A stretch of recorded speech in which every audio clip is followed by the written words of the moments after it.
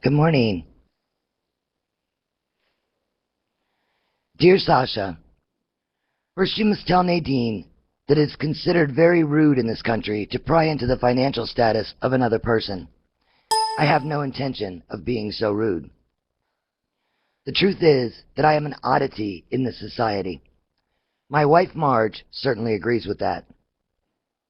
I suffer from the worst illness that one can have. It is an illness that American doctors cannot understand, let alone cure. The disorder has no scientific name. It is simply the lack of money motivation. I do not say that to be facetious. As an American, it is a serious malady. I think of clothes only when my backside gets cold. I am as fashion conscious as a billy goat. Marge buys nice things for the house and dresses beautifully. I would live in a barn. I do not want you to think that I am a slovenly type of person. Cleanliness is almost a fetish with me, so it would have to be a very clean barn. I do not even have the desire to own things. My typewriter is my prized possession. Sasha, I don't care if we can produce a publishable manuscript or not. I am enjoying what we're doing very much. Your portrayal of the new Moscow was a revelation to me. It furnished me with a good starting point for this letter. No one can cover the decade of the 60s without arguing the success or failure of the Civil Rights Revolution. One of the achievements that the optimists always point to is the number of black mayors in major cities in America. In the midst of the bloody riots and marches of that era, militant blacks put a small number of educated, well-dressed, establishment-oriented blacks under a very derogatory banner. They called them briefcase niggers. They saw them as the point people in America's pacification program. It was felt that these opportunists were taking advantage of the miseries of the majority of black people to elevate themselves. There is another expression that grew out of the resentment of some who knew that certain blacks were only being hired to help the company that hired them qualify for government contracts. The law stated the contracts could only be awarded to companies that had an open employee policy. The blacks hired for these purposes were called show niggers. Today, many of the black politicians are still seen in that light. Whites are still abandoning the cities, and the losses leave the city with a much smaller tax base and an ever-increasing poor non-white population. Major revenue-creating businesses are moving out to industrial parks and huge shopping malls in the suburbs. This trend accelerated in the 70s, and no one appears to be able to stop it. The white flight leaves the black mayors with nothing but high unemployment, deteriorating crime-ridden cities, schools that are havens for drug pushers, and killer gangs. Mayor Coleman Young of the city of Detroit, a major city with an unbelievably high crime rate, said recently that he had become the first black mayor of that city. When he had first become the mayor of that city, the population was 62% black. Today it is 72% black. Sasha, the only thing that I can see to stop this trend is an American perestroika.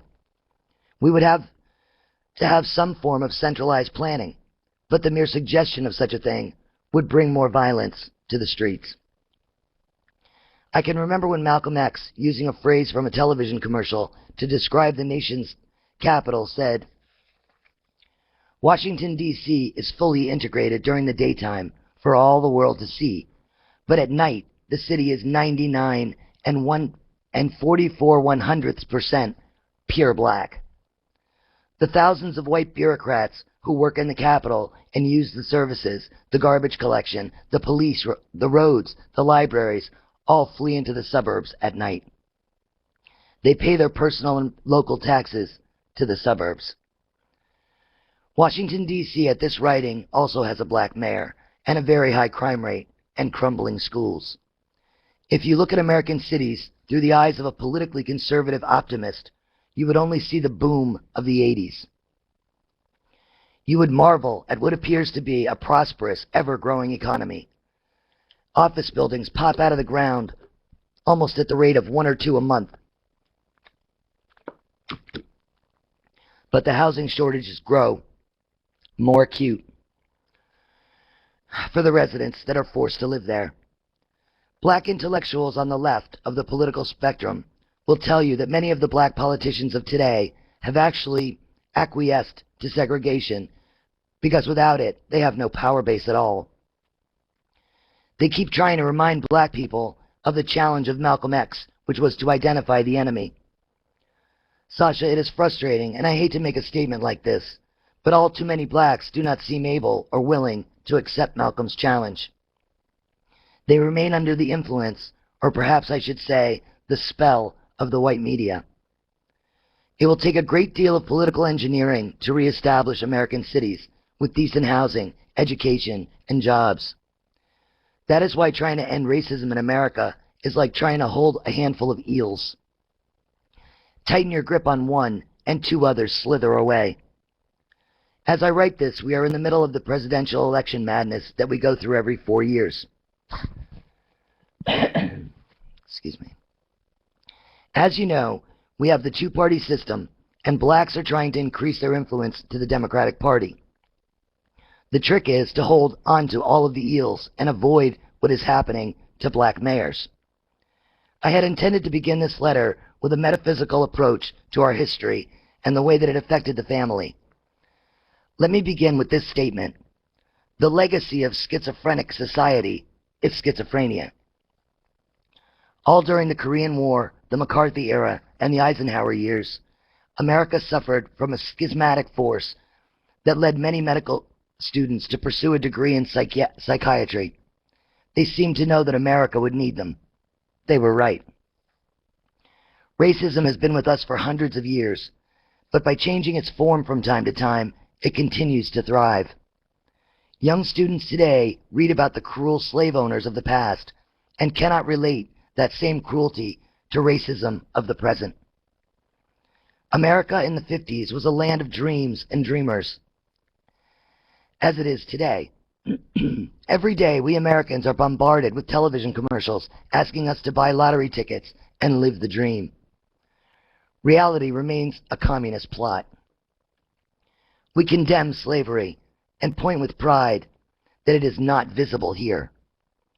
But we have slaves making our products in other parts of the world.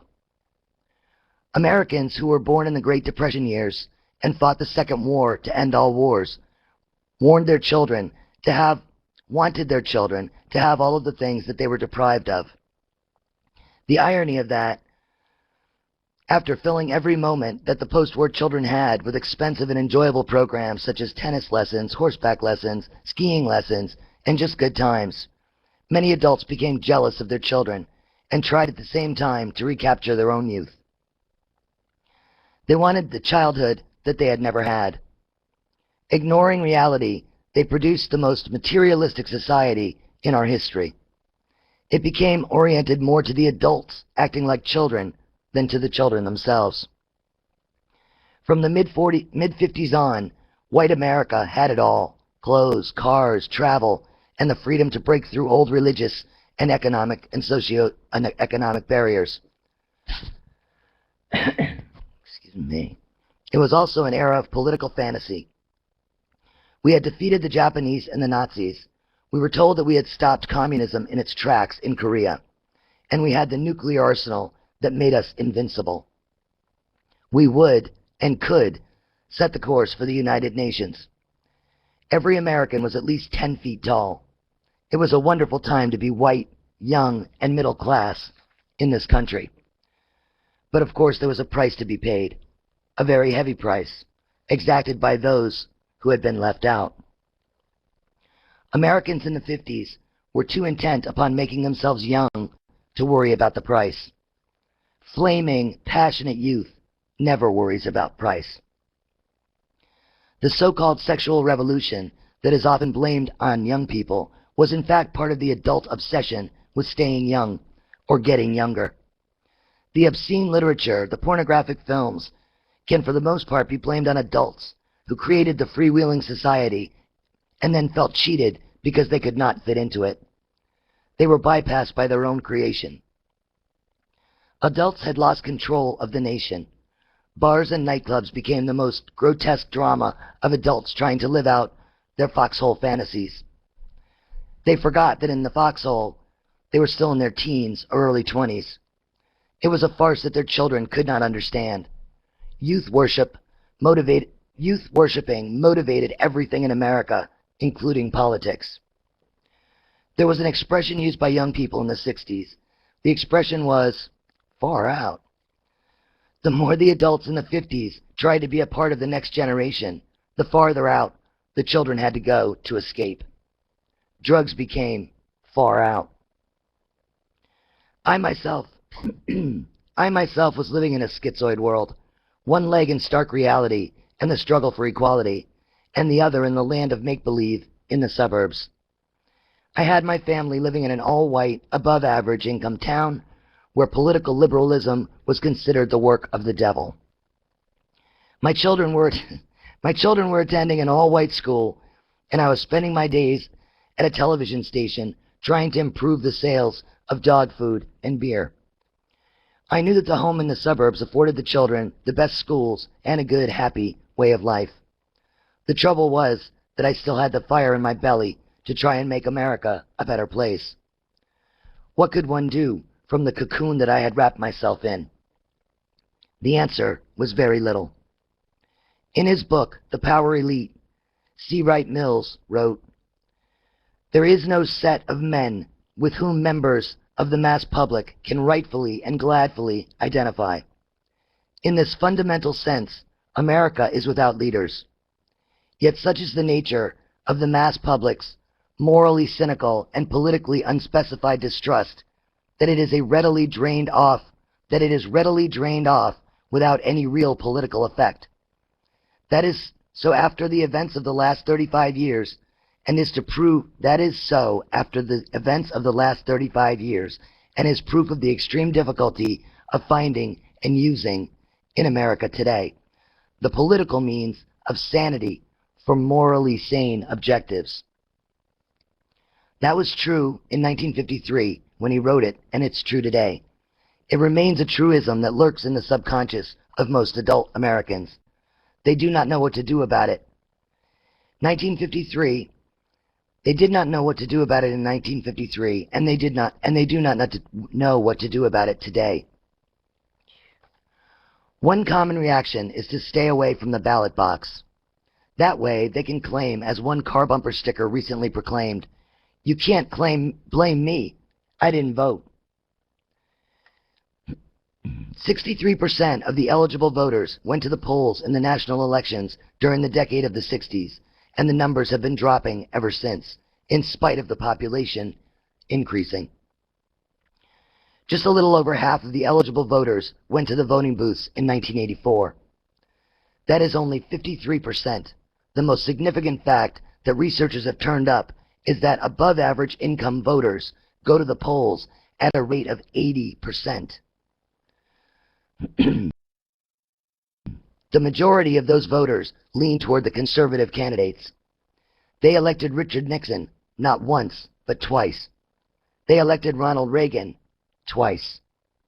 In America, the word minority is often used to identify non-whites or Hispanics, but the controlling political power is in the hands of the minority of above-average income whites. That may change in the future if the Democratic Party coalition of whites and non-whites could hold it together. It failed in 1948 with Henry Wallace, but in 1948, only a small handful of blacks were registered voters, and many of them felt that the system was not going to help them no matter who sat in the White House. If it rained or the voting booth was on the other side of town, they stayed home. Today's America is a very different place. Millions of blacks are not only registered to vote, but thanks to the courage of many young people in the 60s, they are inspired to vote. They are indeed a part of the system. If they are disappointed and disenfranchised again and forced back into confrontational, violent tactics, we will see the final decline of our present political system. I am optimistic whenever I look back and see how far America has come in the granting of human rights, but I must keep both feet on the ground and my mind focused on reality. That way, I can avoid some of the pain that I experienced each time I thought that we were close to victory, only to see that the eels were swimming away again. A black candidate for president gave a very moving speech in which he mentioned the great gains that have been made in the area of American unity since the 60s. I was moved and felt very proud that I had made some contribution to those gains. But today we are at the toughest stage of the climb. We are above the tree line and onto the steep bare rocks. The peak is within reach, but the fall is a very long one. We must not fall. As President John Kennedy began to send advisors into Vietnam, and it appeared that we were headed for another Korea, it became more and more difficult for me to concentrate on selling beer and dog food. I was not a supporter of President Kennedy.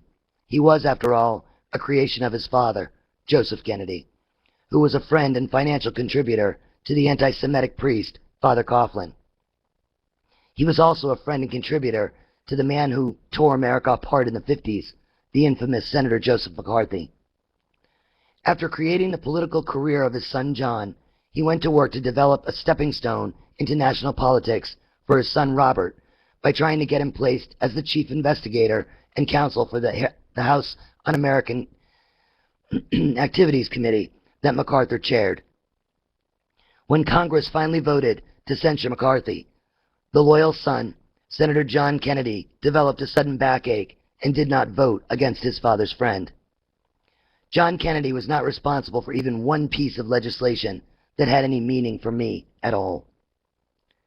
In November of 1960, I was given a choice to vote for Richard Nixon or John Kennedy. I didn't make the choice. Instead, I voted for local candidates only. If Nixon or Kennedy wanted to become president, they could do it without me. Both Nixon, who was chief investigator for the Un-American Activities Committee, and the Kennedys used McCarthyism as their path to the White House. How could I be a part of that? I went about being a huckster for as long as I could. I kept telling myself that I was a grown man with a family to support. I lived in a society that had no national health plan or free secondary education programs. After the 12th grade, education for my children would become very expensive. I told myself that I simply could not afford to be a revolutionary. Besides selling the products that I already mentioned, I was also involved in the advertising and marketing of coffee. That led me to a chance meeting with a great American athlete.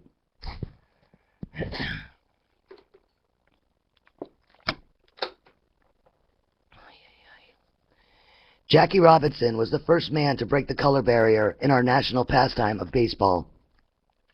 He was the first black to play in the professional major leagues. After retiring, he became vice president of a coffee company. I had met Mr. Robinson once before, when I was a radio broadcaster, but the meeting in Hartford, Connecticut was very different. We never mentioned sports and covered the subject of coffee very quickly. We spoke mostly of civil rights in America. He was a very famous person, and it was difficult for him to avoid the autograph seekers. When we finished whatever it was that we were supposed to do for the coffee maker, we spent about an hour in my car, talking about America and its future. He stunned me when he said that he was going to vote for Richard Nixon. I met them both, he said. John Kennedy couldn't even look me in the eye. That morning's headlines were already telling the horrible stories of the racial violence in Birmingham, Alabama.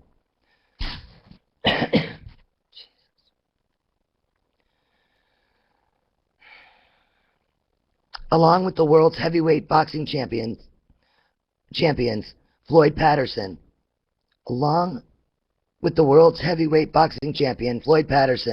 Robinson was planning to fly down to Birmingham the next day to protest the brutal treatment of blacks in that city. He invited me to join them. I will never forget my embarrassment. After our discussion, he gave me an opportunity to show my commitment, and I refused it. I rationalized my decision by reminding myself that it could cost me my job, and that I had a mortgage that had to be paid, and kids that had to be fed. I couldn't sleep that night. I watched the violence on television and paced the floor. The next day, I called my secretary and told her that I had an early meeting downstate. I didn't like lying, but I felt that I had to protect myself. I told her that I would phone her later and flew down to Birmingham. I hoped that I would see Jackie Robinson and say, "Okay, here I am, representing the very many who cannot afford to be here. Here I am, just to say that I stand with you." I planned to take the first plane back after that, with the hope that I could still get to the office before the day ended. I took an airport bus to a downtown hotel and then walked all the way to the church where the meetings were supposed to be being held. I didn't quite get there. I was about a block and a half away when I looked up to see people already streaming out of the front entrance of the church. I didn't get a chance to join them. What followed is something I cannot fully describe, nor can I convey my feelings. Guilt, hatred, anger, helplessness, and frustration all exploded inside of me, like the finale at a fireworks display. What has always remained with me was the cowardly arrogance of the whites that lined the streets. It was not a matter of basic racism. They were not simply elevating themselves by saying, "I am better than you because you are black and I am white." It was more than that. It was an instant plague of insanity. When the high-pressure fire hoses knocked black teenagers right off their feet and sent them sprawling to the sidewalk, white teenagers cheered. As police allowed the vicious dogs to snap at the legs of demonstrators and beat them with their clubs, whites laughed and waved their fists as though they were watching a football game. My life would not be the same after that. I returned to my office, but I knew that it wouldn't be for long. All during the rest of the week, I kept thinking about the echo of my childhood when I watched the strikebreaker goons turn the fire hoses on strikers at the textile mills. They had that same kind of insane look on their faces as they beat the commies and greenhorns. In Birmingham, they were beating niggers and communists. Even the inane rhetoric of the perpetrators of the violence was the same. They implied that the black people who were demanding their rights, the rights that they were supposed to be granted 100 years ago, were really too stupid to demand those rights by themselves. It was, according to the racists, the damned outside agitators, the commies, who were stirring up all this trouble. The one thing that made me very angry was the pretense of patriotism by the Ku Klux Klan members, who, while hiding behind an American flag, implied that anyone who was not a racist had to be anti-American. That helped to make my decision to join the battle, because I am a patriotic American. Looking at the invitation to participate in the massive march on Washington on August 28, 1963, and the list of demands that we were going to make, I feel that I am reviewing an old high school play. Reading the invitation is like hearing Van Cliburn play all the wrong notes. It says, "We demand meaningful civil rights laws, massive federal work programs, full and fair employment, the right to vote, adequate integrated education." It was like demanding the right to breathe. How could it be that in 1963, almost 20 years after World War II, Americans were demanding the right to vote and human rights? Of course, Americans were not demanding those things. Black people were. They were still not full-fledged Americans or first-class citizens. The march was a show, and a great show. But here is the reality. 25 years later, the Commissioner of Education in my own state was forced to resign because he presented a plan to integrate the state school system. Why has the progress been so slow? One of the answers to that question lies in the fact that so many blacks simply do not know how the system works. Many never bothered to learn because they felt that they would never be included. Millions who lived in the northern states and could have registered to vote never bothered to do so. In my book, The Second Civil War, about the civil rights movement of the 60s, I mentioned the many highs and lows, the many times that I thought victory was near, only to see a backslide and the progress that we had made vanish. Now I go through that exercise daily. I remember one very dark night in Mississippi when I was totally exhausted and tired of arguing about tactics. I joined a group that was headed back to Memphis, Tennessee, for some rest. We were a mixed group of blacks and whites, and we were going to the Lorraine Motel, the same motel that was the scene of Dr. Martin Luther King's assassination on April 4th, 1968. I was driving the car and being very careful. Apparently, I was too light-footed for Josiah Williams, a King assistant, and he asked his white secretary to drive instead. She immediately pushed the big car up to 75 miles an hour. She and I were the only whites in the car, and there were 3 other black men. When the speedometer reached 80, Williams said, "You better slow down. We don't want to get a speeding ticket." A deep voice in the back of the car responded, "Listen to him. He's riding in a car with a white woman in Mississippi, and he's worried about getting a speeding ticket." We all laughed. We had just left the marchers, the tear gas and the violence. We knew that in Mississippi, black men had been lynched for a lot less. We were uplifted by the march, but depressed by the reality. One story that I heard from a sharecropper who joined the march was about a small black boy who stopped to urinate in the woods. He was unaware of a young white couple having a passionate meeting nearby. The white woman, fearful that the boy would tell others what she was doing, reported to authorities that the boy had exposed himself to her, and that the boy was so badly beaten that he later died. The man who told me the story called it a child lynching. That was the history that we carried with us down that dark highway in Mississippi. Sasha, I am sure that those days are gone forever, and that is a victory. But the national high school dropout rate among minority students today is almost as high as it was at the beginning of the 60s. Minority college enrollment is rapidly falling off from the peak of the 70s, and EEL is slipping away. In 1975, non-whites were dropping out of school at the rate of 3 million per year. That is about 19%. It was cut to 12% in 1985, but many educators are saying that was a peak year, and the dropout numbers are growing again, this time at a more rapid rate.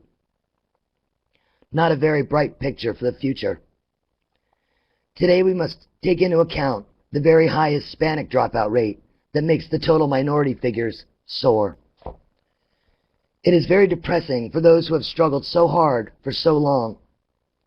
The political speeches that tell people how bad things were, and how much better they are today, I find boring. The new black politician continues to repeat old pie-in-the-sky rhetoric and usually sums it up with those 3-word phrases that will cure all. Give me money and vote for me. They are exacerbating the frustration and disappointment. I want to hear someone tell me how we can end the new segregation in the cities, which is as bad, if not worse, than what we had before the war, and put an end to the debilitating ghetto life in the city. Young blacks are asked by naive politicians and clergymen to look up and strive for a better life. President Ronald Reagan's simple-minded slogan to end the drug problem, which was, "Just say no," was really grotesque buffoonery. Would Ronald Reagan stand in the middle of a war and simply tell the enemy to stop shooting at him? That is about what his slogan asks young people to do. There is a war in our cities. Drug dealers are warlords, and even preteen children are carrying guns and shooting each other. As I said before, blacks have not accepted Malcolm X's challenge and identified the enemy. There are more blacks on television today, but the trend toward escaping one's own heritage continues. It is still a great achievement for a black athlete or a successful rock star or movie star to marry white. In the Malcolm X era, they were referred to as Oreos, a derogatory name taken from the popular cookie sold in the markets. It has a white sugar center and dark chocolate covering. As Malcolm said, they have a white mind and black skin. Black women especially are still made to feel that they are a long way from equal. Sasha, political conventions in this country are childish at best, and the silly hats and parades sometimes embarrass an entire nation. But the most moving moment of the 1988 Democratic Party convention were when the black candidates' children spoke to the nation. They were well educated, articulate, and positive. They projected a new image for the next generation to emulate. It was a rare moment at a political convention. Marge has been working with computers for more than 20 years and now has a supervisory position. Recently, an inner-city high school counselor brought a group of students to tour the facility where she works. The counselor turned to the females in the group and told them to watch what the key punch operators do, because that was the job that they were most likely to fit into. Marge was furious and interrupted the man to tell the young women that they can do any job that they study for and work hard for. Key punch operators do an important job, and I do not intend to demean them at all, but they are at the lower end of the pay scale in the computer field. The counselor was embarrassed, but he should have known better. To contribute to the negative attitude in young people is a criminal act.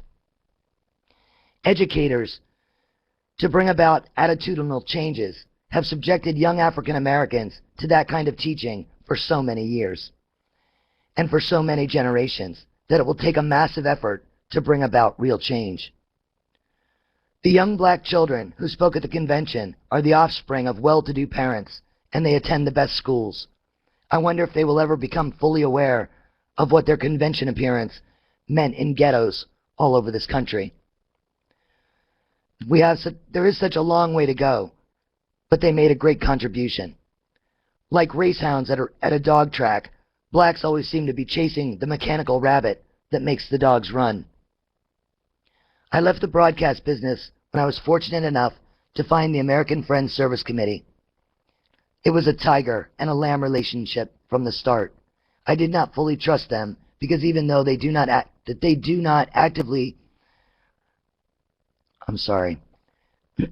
not fully trust them because even though they do not actively proselytize, they still have the superior attitude of most religious groups. They did not fully trust me because I was too political. The AFSC was awarded the Nobel Peace Prize in 1947. The Quaker-based organization held to the philosophy of nonviolence, and they were opposed to all war. I was opposed to the war in Vietnam. They opposed racism. So did I. They took an intelligent, active road, using adults in student lectures and conferences to promote their ideas. I, of course, approved of that, and felt that we could travel together for at least a little while, even though I was much more militant than what they wanted in an area director. I must say, Sasha, I met some great people in the AFSC. It turned out to be a happy marriage for a couple of years. I could pay my bills and still be in the thick of the battle. I spoke to religious organizations, civic groups, college students, high school students, and political groups. I would go anywhere and bring my anti-war message to any organization that would invite me. Civil rights and the war in Vietnam were entwined in all of my talks because I believed that racism paved the way for Americans to use chemical warfare and drop flaming jellied gasoline on the gooks in Vietnam and burn the flesh off the bones of innocent children. The slave owner mentality was still guiding our actions at home and abroad. There were times when I would say to myself that the best thing for me to do is go back to the advertising business.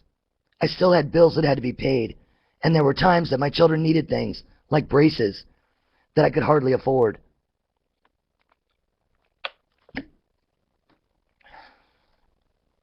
I must admit, though, that for the most part, I was very happy, and the children had what every other middle-class child had, and they seemed to be enjoying their childhood. In March of 1965, when I received the invitation to participate in the Selma March, I didn't hesitate at all. It was an experience that I shall cherish all of my life. I met old friends and made many new ones. We sang freedom songs and marched hand in hand to face the bigots of the South. One song harmoniously described the atmosphere in Selma, Alabama, during that period. The lyrics proclaimed, "I love everybody." We were awash in a sea of love. We all felt so close to victory. We were certain that once and for all we could change America for the better. The two Americas that we grew up in would become one. The euphoria carried us down Highway 80 through town after cheering town. When we reached the capital of Montgomery, Martin Luther King demanded an end to segregation in the South and equality for all Americans. The cold rain, the sore feet, the terrible food, the lack of sleep could not diminish the spirits of the marchers who sang and clapped their way from Selma to Montgomery. The triumphant celebration ended abruptly when we first heard of the killing of one of the marchers, Viola Liuzzo, just after the march ended. I felt left out of the celebration, just as I did after World War II. The death of Viola sobered many of the celebrants, and there was a realization that much had to be done before the minds of bigots could be changed. Well before the Liuzzo murder, I sensed a tugging at my brain that was trying to make me focus on something that I didn't want to see. It began the first night of my arrest in front of the mayor's house. There were so many of us arrested that there weren't enough jail cells to hold us, so we were confined in a recreation center. It was, for most of us, another love-in. We continued to sing our songs and hug each other. It was a Friday evening, and the white ministers who were arrested with us decided that it would be nice if we all joined the two Jewish rabbis and the other Jews among us in their Friday night service. Once again, the music turned off key and sour. I was horrified to hear the grumblings of some of the anti-Semitic remarks of others. My mother and her family were all devout Zionists, but we thought of Zionism then as a socialist movement, not just the birth of a Jewish state. The creation of a refuge for a people who had suffered enough was something that my mother was very proud of. She taught me that kibbutz and commune were one and the same. She foresaw a place where there was no bigotry, no racial hatred, a place of sharing, loving, and giving. It would be a land that would become the cultural center of the world. Surely other Jews, like Jesus, Spinoza, Einstein, Marx, and all the writers, musicians, and Jewish scientific geniuses would be recreated over and over. Jews in Israel would show the world how to live. Bessie was so proud of her Jewishness, and she instilled that pride in all of us. That night in Selma, Alabama, through all the songs of Black and White Together, We Shall Overcome, and I Love Everybody, I heard the ugly sounds that would divide us again. There were a few black students who called Zionism pure racism and refused to take part. They called Israel a colonialist state that practices ethnic cleansing by driving all Arabs off the land. The tense situation was soon smoothed over, but to me, it was gravel in the gears, and a whole mental overhaul was needed. I was insulted and disturbed. I understood when uneducated blacks overreacted to Jewish landlords and shopkeepers who remained in the black communities. They were the most vulnerable and reachable symbol of white supremacy that young blacks could lash out at. But what happened that night in Selma frightened me because it was black intellectuals who were joining the criticism of Israel. They never bothered to explain the difference between anti-Zionism and anti-Semitism to the young blacks there who did not know the difference. When the march ended, I promised myself that I would put aside the emotion and try and learn more, in an unbiased way, about the situation of the Middle East. I became obsessed, and I did a great deal of research. What I learned, I did not like.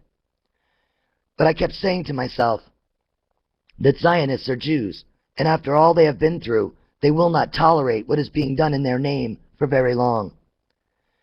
Zionism, I was sure, would be put back on track. Israelis will do it on their own as soon as they take the reins from the older religious zealots. I became very defensive about the subject, of my own Jewishness. In May of 1966, a year after the Selma incident, I was invited to attend a secret meeting of a group of militant blacks and anti-war activists. The main reason for the meeting was that funds were beginning to dry up.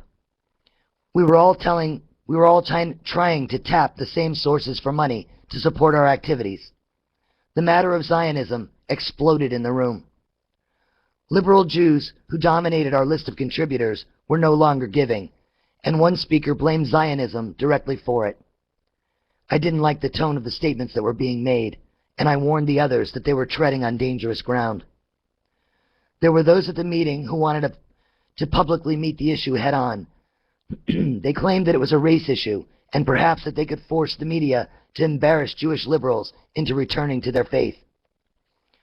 We all knew that it was the most volatile subject that the left had to deal with, but it was felt that we could not let the entire Jewish community move so far to the political right without exposing the issue. I walked out of the meeting. I was called back and asked to listen to a young Jewish student who had a prison sentence for evading the American military draft hanging over his head. The young man was going to leave for Canada, but before he went, he wanted others and me to hear what he had to say. He mentioned places like Deir Yassin and spoke of the Israeli atrocities there. He spoke of Israeli Defense Minister Diane and told us how Israel supports America's war in Vietnam, and that Diane went to Vietnam to exchange military ideas with our high command there. He also asked anyone who wanted to learn more about the Middle East to leave their name, and he would put them in touch with anti-Zionist Jewish groups, both here and in Israel. Sasha, I left the meeting both depressed and confused. Other things were brought up at the meeting, but the Zionism issue was the most emotional and divisive. I was determined not to put the matter into a cerebral closet. I just had to find out how to handle it. During the Mississippi March, I was phoning my radio reports to a Chicago radio station. An unsavory-looking gaunt man who had been following the march for days put his shoulder against the phone booth door and held a pistol between him and the door. He sneered at me and said, "You nigger-loving commie Jew son of a bitch. You better go back where you came from." That hateful, ugly face and those hateful, ugly words I have seen and heard often in my life, and nothing angers me more. The young speaker at the meeting was asking me to criticize Israel and give that loathsome man and others like him ammunition for their lunatic harangues. No, it was not something that I could do at that time. There were too many other things to keep me busy. I concentrated my efforts on the war. No one can describe the insufferable pains that parents had to endure during the decade of the 60s. I had to make my own children my top priority. The youth of America had no one to believe in. They distrusted their political leaders, the clergy, their teachers, and their youth-seeking parents. It was impossible for them to distinguish which were the good people and which were the bad. One of the leading universities in the country, Yale University, had a professor drawing big crowds telling students to drop out of society and take drugs. I wanted him committed for life, but he wasn't. I wonder how many lives he'd destroyed. Another group, who was described by the media as the crazies, claimed to be against the war. They threw rocks at the police, took drugs, and became the darlings of the media. I called them provocateurs, and because they kept so many people away from demonstrations against the war. I felt so sorry for young students in those days. I spoke at numerous colleges, universities, and high schools, and I always felt that I was truly addressing a lost generation. Lost because they had no real leadership, no real goals that were clearly defined, and they lived without an honest definition of a word that they themselves used very often. The word was love. They frequently employed the phrase, "make love." To them, the word love was synonymous with the word sex. That false equation permeates young Americans even today as they try and cope in the adult world. As I said, the decade of the 60s was the worst time to try and raise children. Parents could not battle the media and the forces of peer pressure all young adults felt to join the crowd of escapists. Parents lost all communication with their children, and I was no exception. I was living in an emotional volcano that seemed to erupt every day. In the middle of all the turmoil that I faced with each new sunrise, there was no way that I could, at the same time, handle a heart-searing subject like Zionism. At the end of May and the beginning of June 1966, there was a tremendous attitudinal change sweeping through the civil rights movement. I realized it the first day that I joined the march through the state of Mississippi. A push was in progress by black militants to take over the leadership of the civil rights movement. They were intelligent but impatient young people who felt that King's tactics of nonviolence had run its course and failed. Pacifism freed the people of India so that they could starve with dignity, one speaker said. As long as the white man in America has plenty, I ain't gonna starve. We eat together, or we starve together, or we die together. He shouted at a cheering audience and proudly waved his gun. The violence, the guns, the confrontational tactics worried me, but the divisiveness depressed me. The knowledge that Jews contributed to this divisiveness made the depression unbearable. The cry of militant blacks was, "Black Power," and I finally understood what they meant by that. But many Jews who were up to that point not only active, but leaders in the movement, took the phrase as black racism and used it as an excuse to withdraw. Martin Luther King, seeing his funds begin to dwindle, tried to rectify the situation. He called for moral power. But many Jewish contributors that were so helpful during the Selma marches were no longer to be found. One night, as I sat on the steps of an all-black restaurant in Grenada, Mississippi, a young black student leader that I had a lot of respect for came out of the restaurant and sat down next to me. "I understand that you think I am anti-Semitic," he said. "No," I answered. "I just wish that you would be more careful with your words." He smiled and said, "I said that the Jews were giving their money to Israel this year, and that is how it should be. Jews are not begging the white man in this country the way that we are, for what should be rightfully ours. They are buying military hardware and taking what they think is theirs. That is what we should be doing. That is what we should do if King fails, and I think that he is failing." The young man grinned and put his hand on my shoulder. "We need people like you. I don't want you to misunderstand me. I would never say anything that could be construed as anti-Jewish." The entire atmosphere in Mississippi was very different from the love-in of the Alabama March.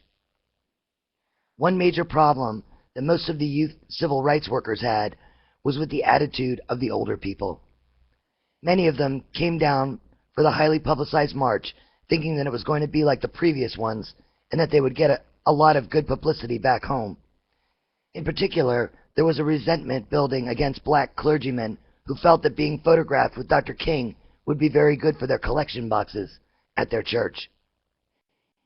The regular soldiers, as I like to call them, had to remain in the area after the television cameras and the clergy all went home. They had to stay and continue to register black voters in the face of Southern racist rage over the marches. The attitude of the young soldiers was much more militant. It had to be. They had seen their counterparts murdered, beaten, and jailed. At the same time, right-wing Zionist organizations were stepping up their campaigns. They had organized letter-writing programs that encouraged members to write letters to the press supporting congressmen who were in favor of giving more aid to Israel. They increased their direct pressure on Congress and the White House. They made Jews feel that not to support blindly whatever Israel did was to feed the anti-Semites. They gave Jews no choice. They implied that the Black Power slogans were as anti-Semitic as they were racist. A wedge was placed in the log, and the sledgehammer was pounding it every day. The tactics of the black militant did not help the situation. They focused on the wildest and most outrageous statements, such as, "We will bring this nation to its knees. We will burn down the Capitol. Following King's death, both of these statements came close to reality, but at that time, the results were of all the rhetoric of rage were devastating. Dr. King, who was well aware of what was happening, tried to remain aloof, but others didn't have the foresight to tone down the anti-white speeches. The media, of course, exploited the situation. By 1967, a great many Jews accelerated the migration out of the cities where Jews had raised their families and run their businesses for generations. They moved into white enclaves as more blacks moved into the city. The close relationship between liberal Jews and blacks was ending. To punctuate that statement, let me give you an example. I had a friend who was very helpful to me in my work and to the civil rights movement. When asked, he sent 10 used cars down to the Selma March to help with the logistics. The vehicles were all from his profitable automobile sales business. He was also active and very helpful financially in the anti-war movement. He supported the leftist magazine Ramparts. At one time, he had invested a large amount of money so that we could reprint copies of the magazine that had a special picture insert showing the stomach-turning effects of the napalm, which was being dropped on the children of Vietnam. Thousands of the copies were distributed to churches and organizations throughout the country. I was proud to have such a friend. When I called him for support for the Mississippi March, he was not in. He was not in 5 times. In June of 1967, when the so-called Six-Day War broke out in the Middle East, I was, of course, redirected like many other liberal Jews. All of my attention was drawn to that area. After verifying the facts that I rejected until I could reject them no longer, I once again tried to reach my friend. This time I was successful. "Do you know," I asked, "that the Israelis are using napalm on defenseless Arab villages? As Jews, we must speak out. There cannot be non-kosher and kosher napalm." He hung up and never spoke to me again, nor did he ever participate in any of my programs. I can understand the blind spot caused by the emotion. I myself had experienced it, but I could not lose my credibility and preach peace in Vietnam and revel in the fact that I was a winner in the Middle East. I read and reread the history of the area. I focused on the new Hebrew nationalism. As I said before, what I learned I did not like. In particular, I didn't like the injustice, which was the main stanchion that it seemed to be precariously balanced on. Teaching young Jews that everything we do to take more land was justified because God gave it to us never made any sense to me. The meeting of Arab and Hebrew nationalism had to be contemplated and then acted upon when the population was elevated to a secular and much more rational plane. Of course, that was a conclusion that was easy to come by, but to put it into practice in America or the Middle East would be like asking the birds not to fly. Once again, I let my ego dictate my actions. I thought, as I did once before, that all that was really needed was an education program. If we could get some real debate going and an honest, balanced media coverage, we could perhaps make a real contribution towards peace in the Middle East. The personal frustration and anguish over my inability to even establish rational dialogue among liberal Jews became an overwhelming weight of depression. To be called un-American by Nazi-like racists was not pleasant. But when one looked at the source, there was a sense of pride in knowing that I was the opposite of them. To be called unpatriotic by those who would send our most precious resource to die in an illegal and undeclared war in Vietnam made me feel intellectually superior. But to be castigated and cast out by Jews, my mother's people, and my liberal friends was very painful. I began to withdraw. I buried myself in another novel. I wrote, "Wait for me, child." It wasn't until Marge bought me a book written by an Israeli named Uri Avneri that I came back to political life. Here was a man who thought as I did. Not only was he a Jew, but an Israeli, who was a hero in the Israeli War of Independence, a member of the Israeli parliament, editor and publisher of a popular weekly magazine, and an intellectual who had written other books. I was elated. I wrote to him and told my friends and organizations that I had worked with about him. I raised the money and organized a national speaking tour for Uri. I was certain that a man with his credentials could pierce the emotional barriers. Uri Avneri, I thought, would preside over the ultimate teach-in. He would be able to reach Jewish and Gentile audiences and the media from the platform that his active life had provided for him. With great expectation, I went to Israel to personally arrange the tour. I couldn't wait to get off the plane and meet the author of the book that had meant so much to me. The American publisher had unfortunately titled Avneri's book, Israel Without Zionism. That made many Jewish bookstore owners keep the book out of sight. I knew what most journalists that cover the Middle East knew, and that was what you write and clear through the Israeli censors one day may be irrelevant old news the next. Following politics in that area was like watching a runaway slide projector. Scenes changed rapidly. I wanted Avneri to get to America and to further promote his book as soon as he could get away. I had hoped that he would answer a lot of questions for me. He had a clear grasp of the history of the Middle East and a penetrating insight into the psyche of its inhabitants. What I found was a brilliant man who spoke many languages, wrote very well, exhibited great courage to stand almost alone in the face of the hurricane of hatred that met him everywhere, and a mind that was always reaching into the future. I also found one giant enigma. Avneri is an anti-Zionist who calls himself a Jew. He is an anti-religionist who calls for a Semitic federation of states, including the secular state of Israel. He is a Jew who ate pork at a public restaurant. He is an atheist who lives in the heart of the religious High Holy Land and who constantly has to redefine his own answers to the often asked question, what is a Jew?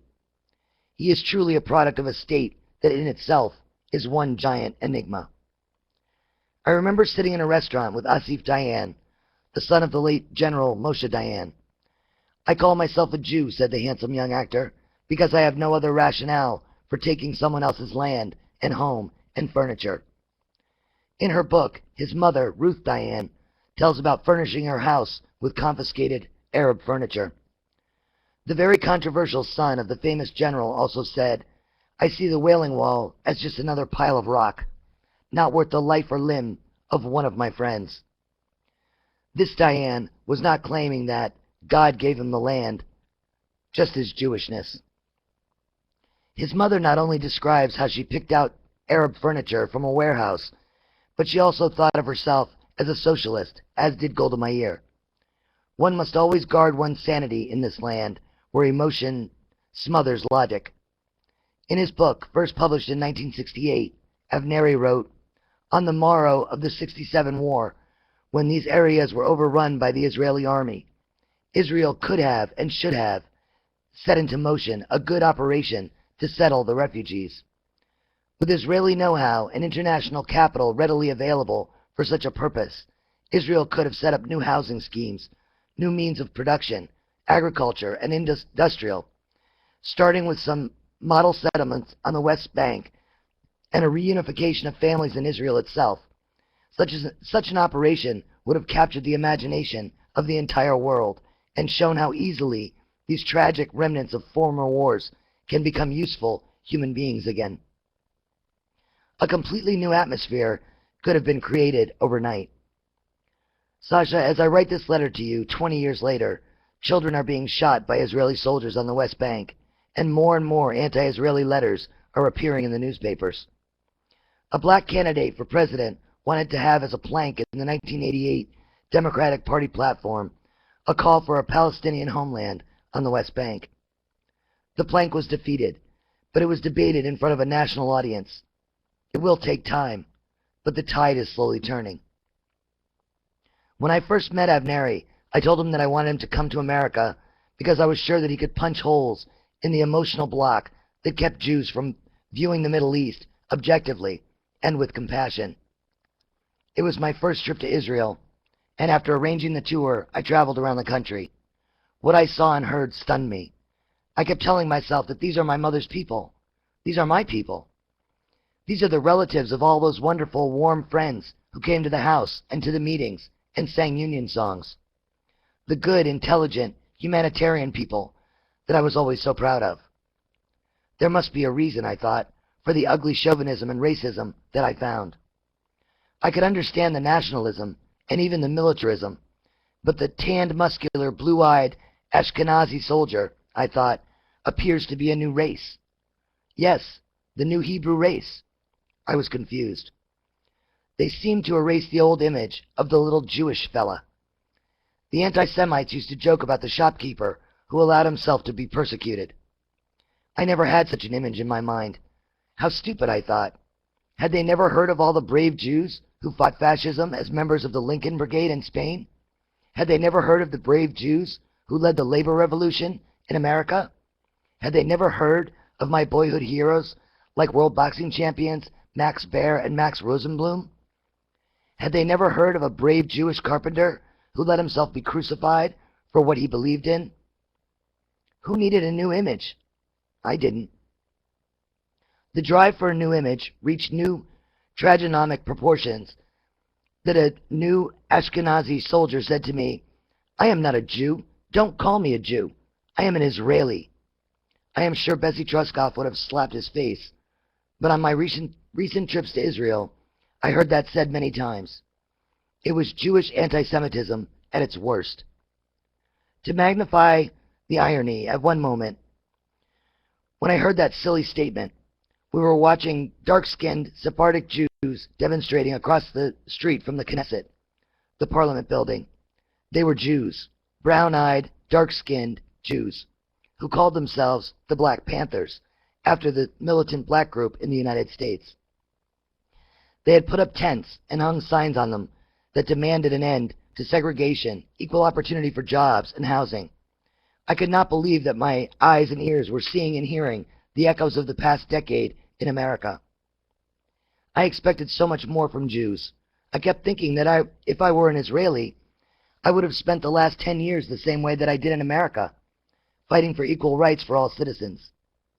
I began to fully appreciate the courage of Avneri and his determination to save Israel from itself.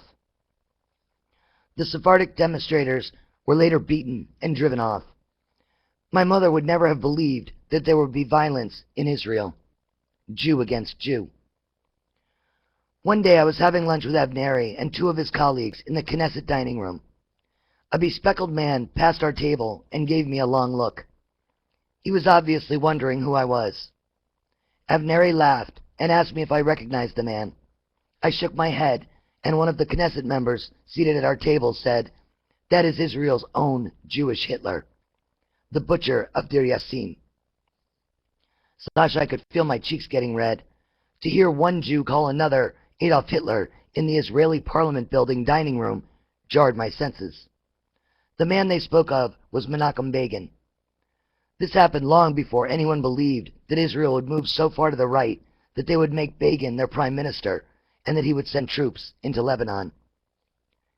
Avneri's tour of America was a great success because he is a very good speaker and a very good debater. He has an excellent grasp of the facts and presents them in a most sincere and passionate manner. The only problem that we faced was the fact that Jewish organizations sent out communications within the Jewish infrastructure advising all Jews not to protest Avneri's presence. That would draw attention to the division and the racism in Israel. They told their members to stay away, ignore him, and try not to draw any attention to him. I didn't mind because Avneri spoke to packed auditoriums every place that we went. What I did mind was the cowardice of the media. There is no subject in America that cowers the media and the politicians like the Middle East.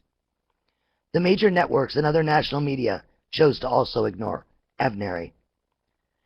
Erie has a quick smile and a most pleasant sense of humor. We did find many things to laugh about on the tour. One of them may have not been funny, but we found it so bizarre that we had to laugh. Lawrence Spivak, who was the host for one of America's most prestigious news programs, refused to have Avneri on his Meet the Press program. He told us at lunch that he felt that the situation in the Middle East was confusing enough for the American people without bringing in the more confusing issue of the Palestinians. Here he almost gagged on his lunch. That incident spotlighted our most frustrating problem. Most Americans to this day do not know who or what a Palestinian is. The media has never really explained it to them. There have been some programs that have covered the subject in depth, but they are few and far between. Oh, Sasha, I did it again. I never seem to know when to stop. Remember, we are all interested in your lifestyle, but not your finances. Marge and Nadine seem to be very much alike. They are both professional people who function only in the real world. I think that when I get there, I shall be a bit apprehensive about meeting Nadine. I look forward to taking you both to La Stoggia. With love from all of us here, I remain your cousin, David.